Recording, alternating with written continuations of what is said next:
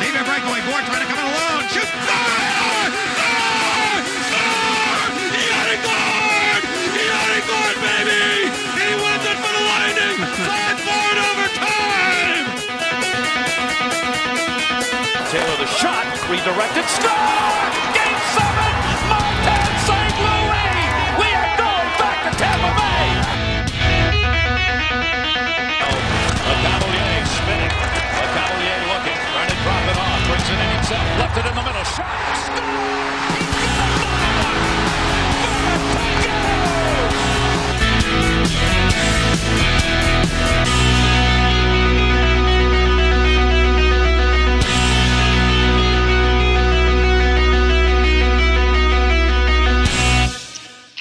Ladies and gentlemen, welcome to this very special edition of Thunderstruck. I have here a very special guest, the head athletic trainer of the Tampa Bay Lightning, Mr. Mulligan. Mr. Mulligan, how are you doing today?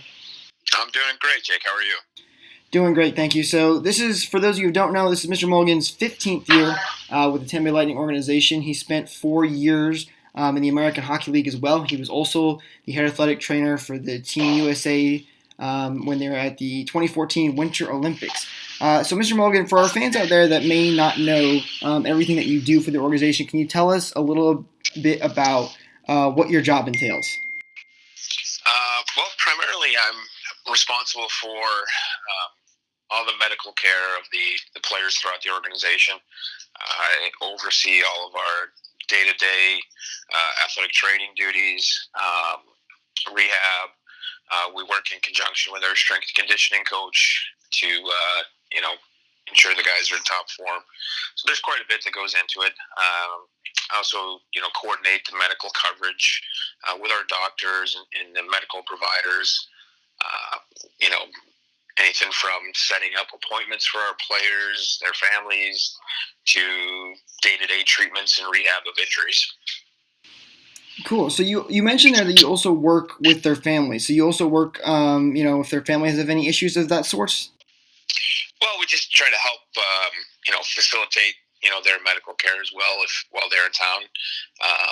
For the most part, all of these guys and their families are not local. So they come into town and, most of them are just here in season. So we make sure they're looked after as well while they're here. Very nice. So what is it that you enjoy, would you say you enjoy most about the Tampa Bay Lightning organization? That you've been here for a couple of years, what's something that you really love about working for the Lightning?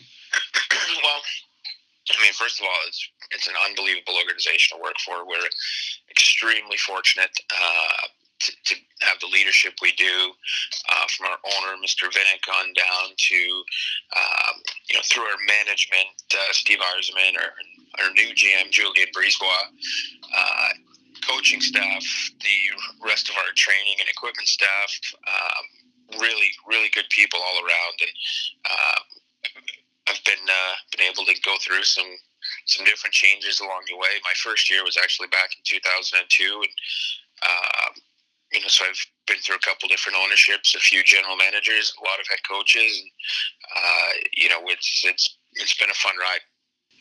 That's awesome. And speaking of the organizational changes that we've seen, that you've been through a few, the new owners, the new GMs, especially the most recent one, how has that affected the organization, or more specifically, your job? Has it really changed anything for you? With the recent news, no, not at all.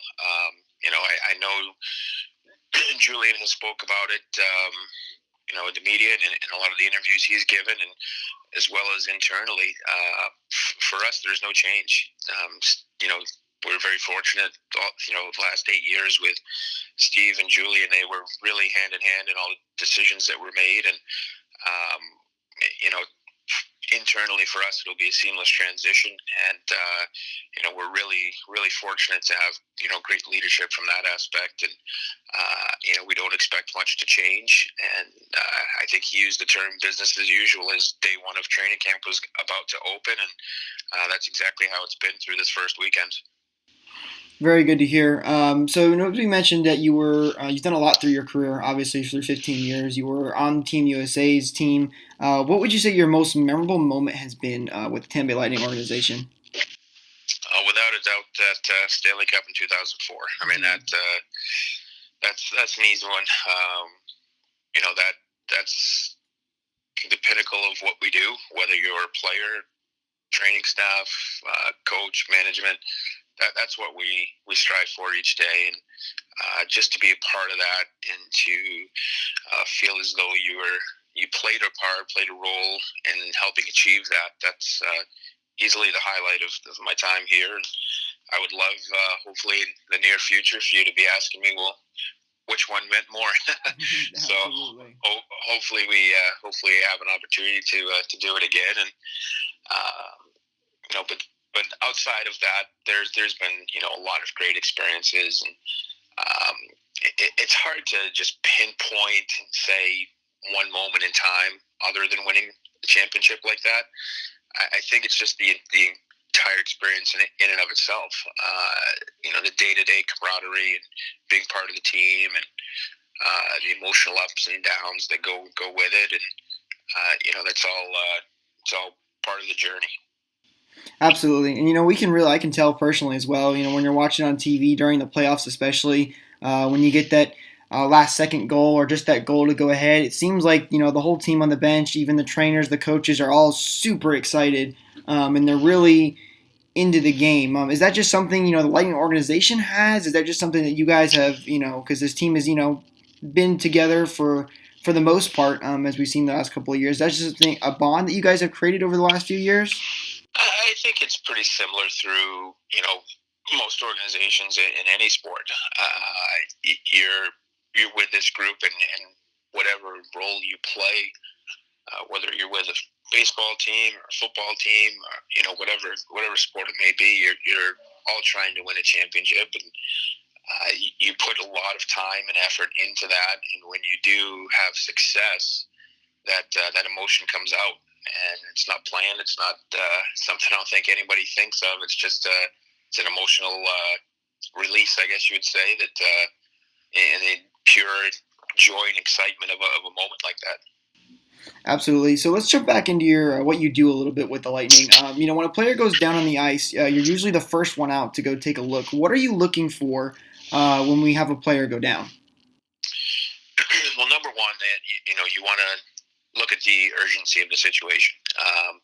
We're watching a majority of the time. I'd say probably 90% of the time, we actually know what happens before we get there. We see the play.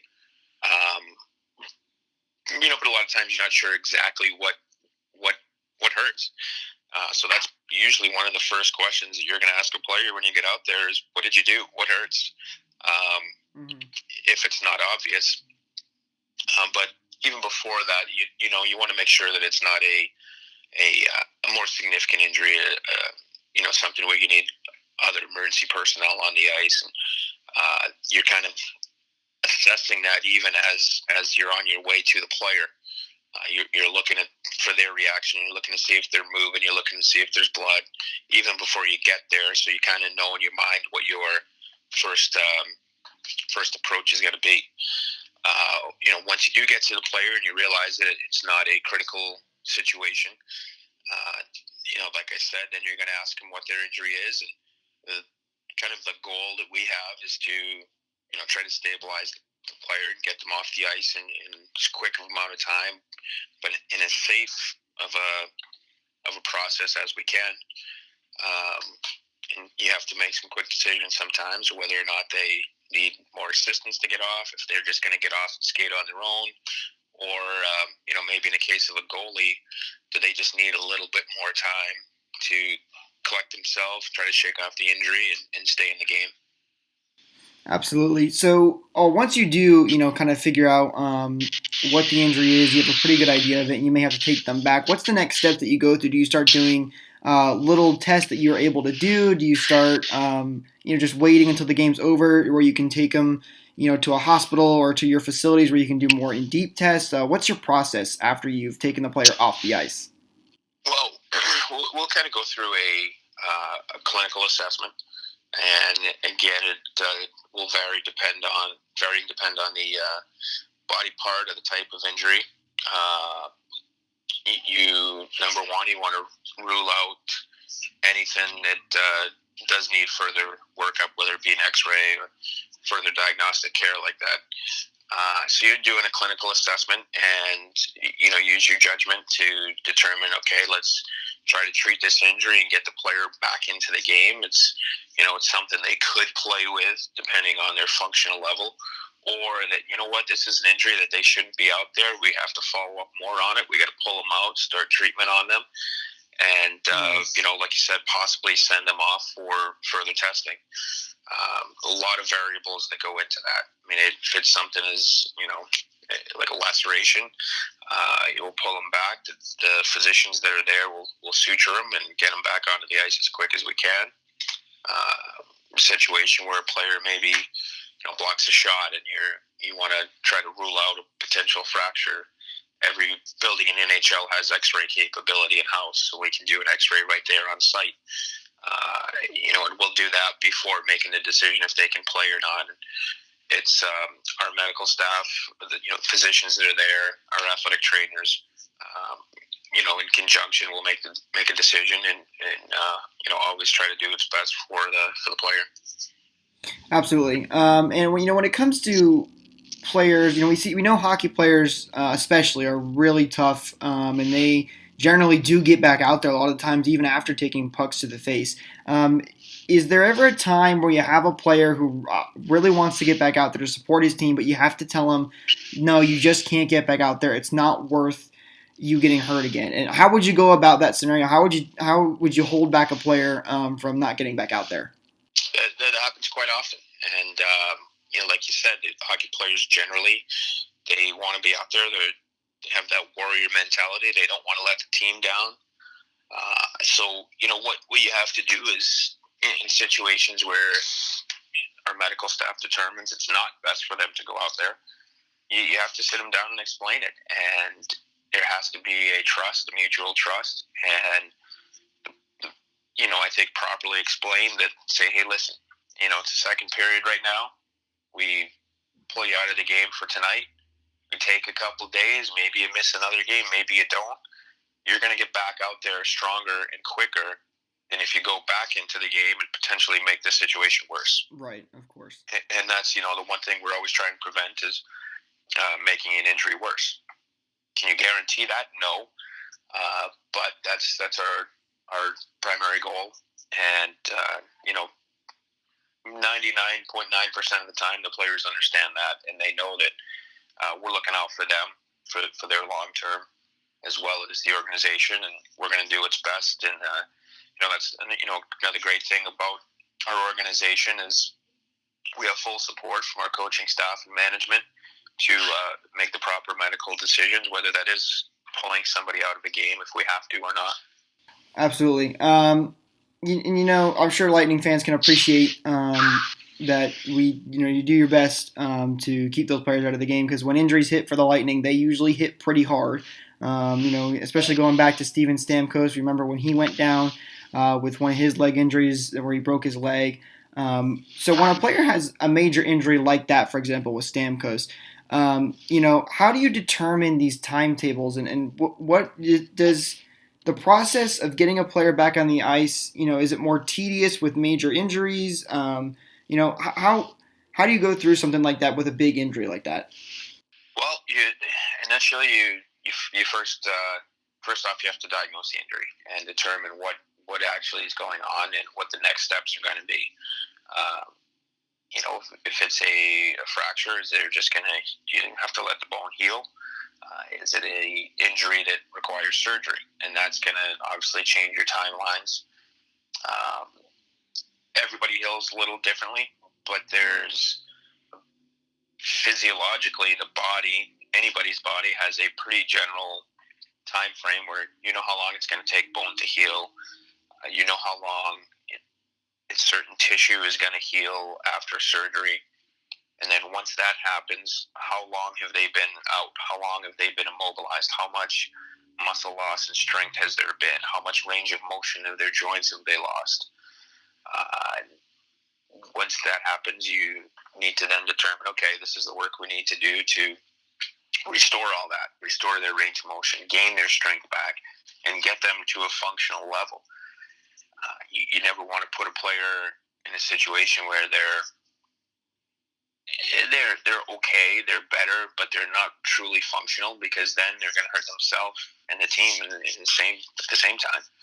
So you look at your timelines, you look at your, from our medical knowledge, what we know for healing rates and healing times, and what we can provide from rehab standpoints and healing capabilities, and you piece that together, and you usually come up with a ballpark. And, I know in sports in general, you hear sometimes some pretty wide ranges of this player may be out 3 to 6 weeks.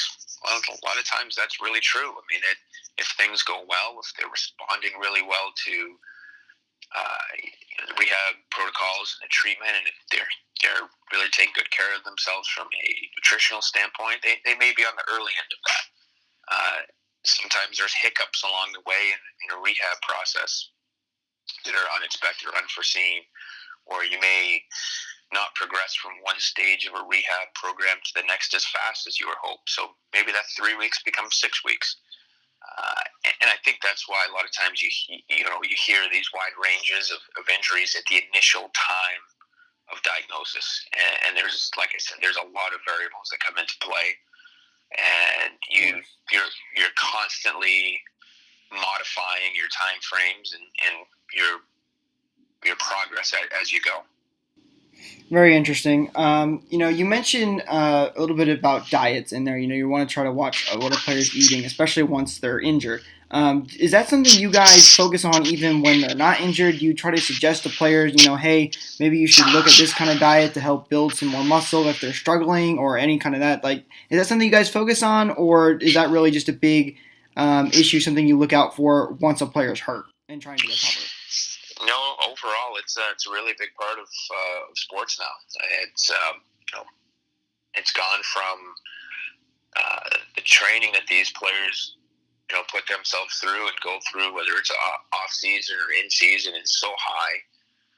The talent level now, the skill level, it's such a fine line now between separating one or two players, that everything you can do, any little advantage and nutritional advantage, is you want to try and take advantage of that. So we do. I think I would say probably every organization in sports now has a really strong nutritional background, and our director of performance, Mark Lambert, does a great job in that standpoint, and tracking the players. And we don't give them specific meal to meal, but what to eat or what not to eat is we give them a guideline, and you kind of steer them in the right direction. And you some people you have to pay a little closer attention to, others you don't. Obviously, your younger players, you've probably heard through different people in the organization and interviews how we place such a big emphasis now on development in the organization, and that starts right when a player is drafted. It starts when they come to our summer development camps after the annual entry draft. There's educational sessions for them. They'll teach them about nutrition and how to take care of themselves. There's 18, 19-year-old kids, and typically they may be living on their own or living away from home, and you want to teach them the right ways and how they need to properly fuel their body to optimize their performance. Interesting. Yeah, and we've seen great development through the Lightning organization. We know Sergachev, who's very young. He's, even the 1 year that he's played so far, he's been fantastic, which is something very exciting for Bolts fans. Speaking of development of the game, as we know, the game has gotten a lot faster as the years have gone on. We've gotten a little bit more away from fighting and big hits. It's still in the game, obviously, but it's definitely become a more fast-paced game. And we especially noticed that with our team, the Lightning, as we are built for that kind of play. How have you seen things change in the injury department, though, as the game has gotten more faster? It's an interesting question. One of the things I've talked about throughout the years is, you can try and modify the rules and, maybe try to better protect the players through rules. But the one thing you look at is you can go way back in time and you look at the size of the rink. The size of the rink hasn't changed. The playing surface hasn't changed, but the speed of the game and the size of the players has changed dramatically. So naturally, if you're in a confined area, same space, and you have a faster player and a bigger player, there's going to be more contact. There's going to be more violent contact. So I think that's just a natural part of the game now, where you're going to have big hits, unavoidable big hits, whether intentional or not. That's the game that they choose to play. And, the league, I think, has done a great job in really trying to take some of the goonery out of it, because some of the fans may like it, but at the end of the day, you want to keep the players safe. Absolutely.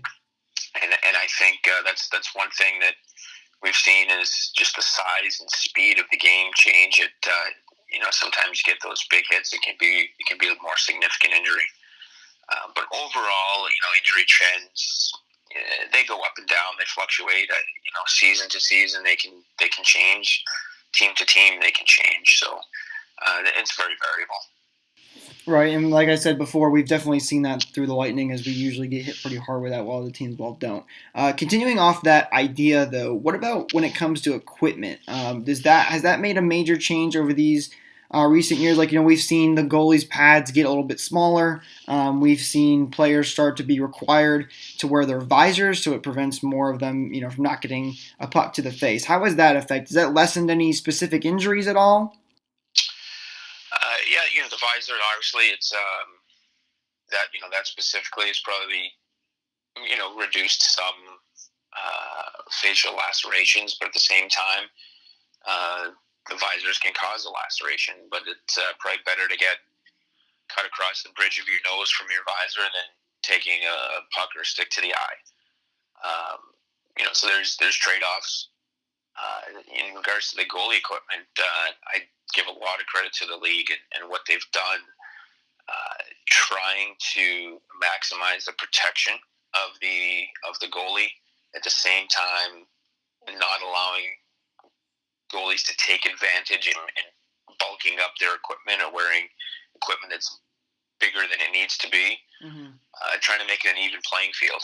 Now, it's not a one-size-fits-all, that like it was in the past, that you may have a 5'8" goalie wearing an extra large chest protector to make themselves bigger. Now all the gear is tailored specifically to the size of the goalie.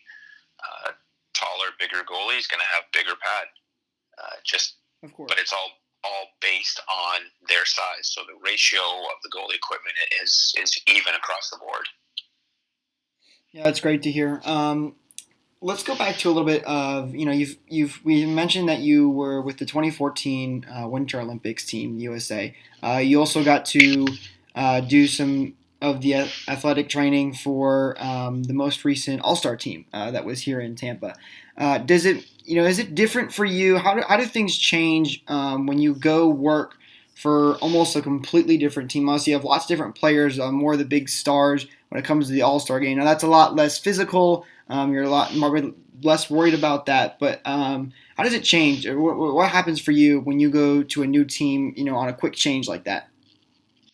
Well, first of all, it's a great experience. It's really an honor to be able to be associated with the best players in the sport throughout the league. Speaking specifically about the Olympics, obviously that was an incredible experience, once in a lifetime experience, and you know the players before you get there a little bit throughout the league and in passing. Before you join up with a group like that, you do touch base with every team's athletic trainer, medical staff, to kind of get a background idea on any issues the player may have had in the past or currently has, so you have an idea of what you're dealing with when you get in there. But for the most part, when you get into those types of tournaments, everybody's relatively healthy or they wouldn't be there. So you're just trying to you're not going to deal with any rehab situations. It's more the day-to-day injury management that may creep in. But in a short tournament, it's really neat. It's a neat experience, and like I said, an honor to have been fortunate enough to be able to be a part of that. Absolutely. And meet some incredible people in our game. And across the board, I think it's, our players in the league are really down to earth, great, humble, and they respect what we do, which helps a lot. Whether it's myself or other my colleagues around the league, that the players respect what we do, and that makes it a lot easier for us. That's awesome. All right, before I let you go here, I got a couple of fan questions that they submitted through our Twitter page. This one comes from @LightningManTB. He asks, what is the most common injury that you guys treat? Well, that's a question that I get asked quite a bit. The most common injury we see would probably be a laceration, but really not doing a treatment with that. Your player gets stitched up and gets back out there, and then you just deal with wound care and trying to prevent infection beyond that. From an actual musculoskeletal injury, muscle strains are common. You're just trying to, the effort and the work that these guys put in, and they sometimes fatigue. And then you add on top of that the contact of the sport. And the muscles get put in different ranges and different situations that the body is not made to handle. So we see quite a bit of muscle injuries. And then it depends, like I said earlier, it really trends year to year. Sometimes you'll go on a run where you feel like every game you've got 2 or 3 guys that are blocking shots and have contusions or fractures in their feet or ankles. And sometimes you get on a run where there may be a cluster of knee injuries. So it varies, but in general, I would say probably muscle strains are the most common. Interesting. All right, next one comes from @StingraysDown. He asks, what's it like when you see a player go down on the ice and not get back up? Is it like 30 seconds of chaos on the bench? Have you ever had that moment where you walk out there and go, oh boy, here we go again. This is not going to be fun.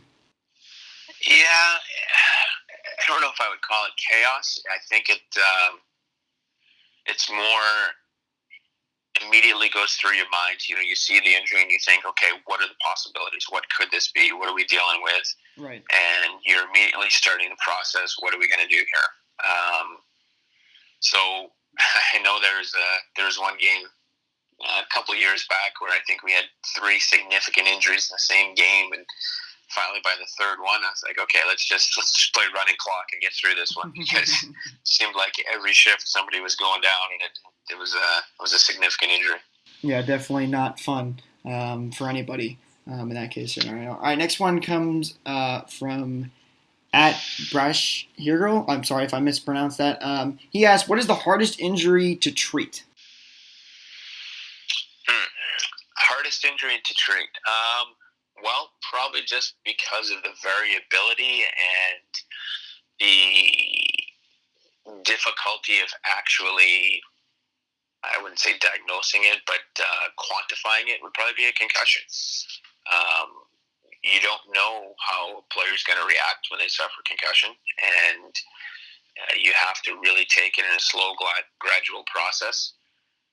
And each day is a new challenge. I know if a player has a shoulder injury, that you kind of know what you're going to expect the next day, 2 days, 3 days after treatment. You know what the progression of healing is going to be.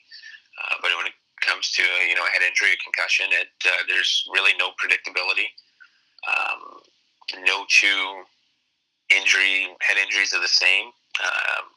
And so that I would say that's probably the most challenging, because, like I said, there's no way to predict what the next day will bring. Right, of course. And I know you mentioned that a couple of times about the variability, and it must be tough too, because you really never know what's going to happen. And like you said, every player is different, and you're getting new players all the time. All right, one last question. They ask, do you ever had a player before say, man, that's just really gross? And they just, when you get one of those bone breaks, anything like that ever happen? Oh, sure. There's whether it be the player themselves or a teammate, or they may see an injury and have to turn away and not look at it.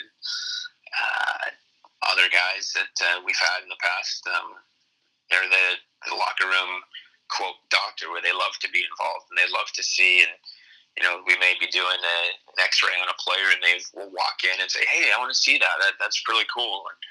And their teammate, and they want to know more. So there's all different personalities. Very interesting. All right, I got one last question for you before we wrap this up. Where we know a lot of the times when we have an injury come down, fans are wondering, how bad is it going to be? And a lot of the times we don't hear much news. We'll hear undisclosed injury, or we'll hear that long range like you mentioned before. I just want to know, is that something you do to protect the player, or is it something you do as a strategy-wise, so you don't want other teams knowing how bad you're going to be hurt for when you play them? Probably a combination. Most of the time you do it to protect the player. One thing that it's a whole nother topic, but in the medical field, there is a confidentiality of medical information and HIPAA violation and regulations that are in place that you publicly can't discuss medical information on patients. And if you're a person coming in off the street and goes to see a doctor, they don't send out a press release about what your ailment is. Of course. So that's one issue that comes up quite a bit, as to why in sports should be expected that release medical information.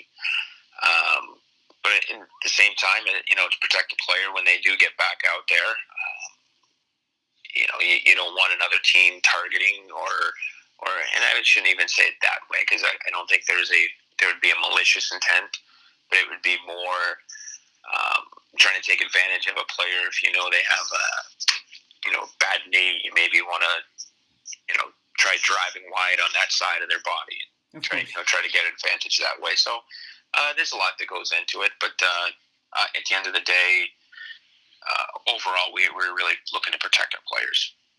Absolutely. All right, folks, that's all the time we have for today. Mr. Mulligan, thank you so much for hanging out with us today and answering these questions and telling us a little bit more your profession. No problem at all. I appreciate you taking the time, and enjoy what you do.